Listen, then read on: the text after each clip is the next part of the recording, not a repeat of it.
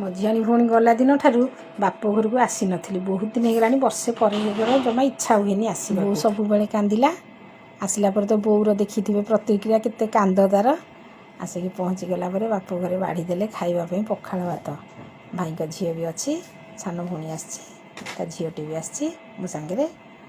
ତେଣୁ ପଖାଳ ଭାତ, ଆଳୁ ଚକଟା, ମାଛ ଭଜା, ଆଳୁ ଚକଟା, କାକୁଡ଼ି ପେଟେ ଖାଇଦେଲୁ। ବାପଘର ଜିନ୍ଦାବାଦ। ମୋ ଝିଆଣୀ ଭଉଣୀ ଗଲା ଦିନ ଠାରୁ ବାପ ଘରକୁ ଆସିନଥିଲି। ବହୁତ ଦିନ ହେଇଗଲାଣି, ବର୍ଷେ ପରେ ହେଇଗଲା। ଜମା ଇଚ୍ଛା ହୁଏନି ଆସିବାକୁ। ବୋଉ ସବୁବେଳେ କାନ୍ଦିଲା। ଆସିଲା ପରେ ତ ବୋଉର ଦେଖିଥିବେ ପ୍ରତିକ୍ରିୟା, କେତେ କାନ୍ଦ ତାର।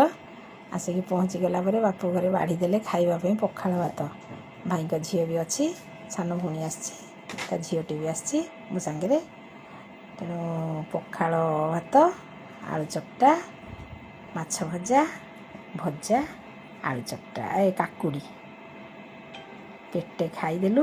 ବାପଘର ଜିନ୍ଦାବାଦ।